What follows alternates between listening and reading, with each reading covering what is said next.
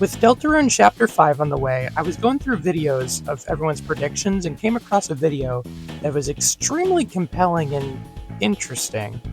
The video in question was by Soyadesu about Des being a human, and they go over all the details that suggest this, as well as parallels to Chris.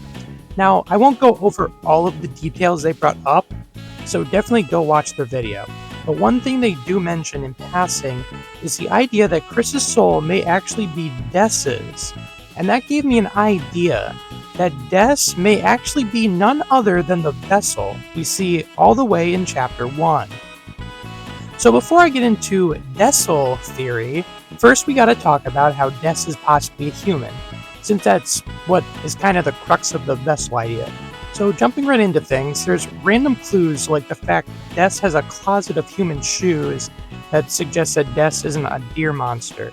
But most of the evidence is actually found in the fact that Chris and Des were heavily paralleled. First, we know Chris had a close relationship with Des, in contrast to Noelle, who they aren't as close with and basically stopped talking to Noelle after Des disappeared. Des and Chris are both clearly the black sheep of their families, as Des's room contrasts so much with the rest of the holiday house, but specifically Noelle's room.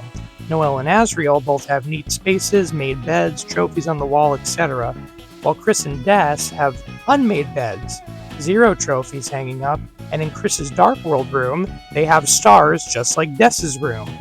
There's way more evidence than what I'm presenting, so if you want more, please go check out Soyadesu's video, because seriously, it's good. Oh, and this isn't in the script, because I forgot to write it, but if you believe in Des Night, Des and Chris hit the same poses. Like, literally every single pose is a complete parallel. I just wanted to make all the points to drive in the fact that Des parallels Chris, and what better way to connect the two further if both of them were the only humans in Hometown.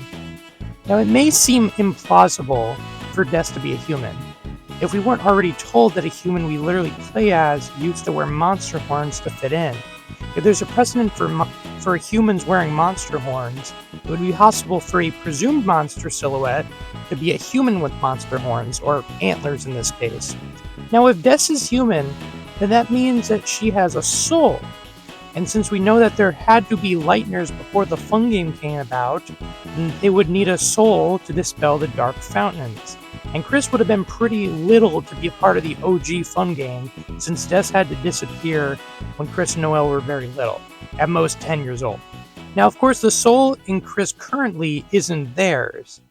Then it has to be someone else's, and since it most likely is a human soul, we can put 2 and 2 together and make the soul the player controls Des's soul. Now, using that logic, we then end up with the idea that Des is soulless. And what do we create at the beginning of Chapter 1 to house a soul? The vessel.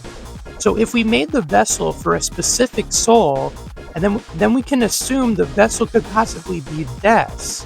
And this isn't too far-fetched to say, as the vessel is clearly a goner, one of Gaster's followers from Undertale, but it also seems like it isn't just a one-off thing. It seems extremely important. Now, a lot of people may think otherwise, and there are people who think that the vessel was discarded completely and won't come up in the game again. However, I think there's evidence that it will come back. And that is for one reason. The machine made to thrash our own ass has consistently been present in almost every chapter, and for all intents and purposes, it should have been a one-off joke left behind in Chapter 1, yet it kept coming back. In Chapter 2, it becomes part of the final boss with Queen. And in Chapter 3, Tenna quizzes us on it in one of his boards. How can the thrash machine appearing consistently after Chapter 1, the chapter that was pushing the narrative that our choices don't matter, not suggest that our choices do matter in some way?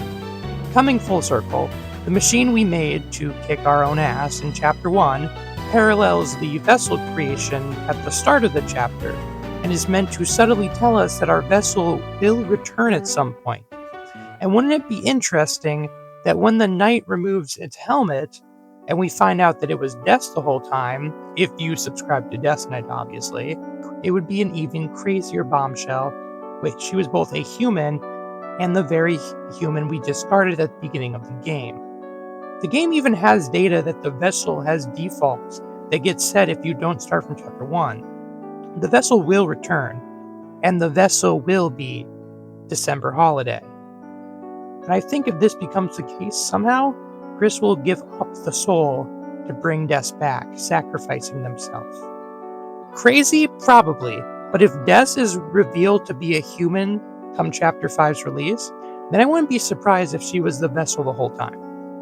So this video may be poorer quality than my others because I literally came up with this the Friday before Chapter 5's release, and as of writing the script, it's Saturday. So I'm guessing I cut corners in the editing process, which is whatever, and the theory may also be all discombobulated. I wrote this in a day. But regardless, I wanted to get it out before Chapter 5 because I want to be proven right if I'm on the right track. And if not, it's whatever, because either way, I know Tricky Tony cooked either way.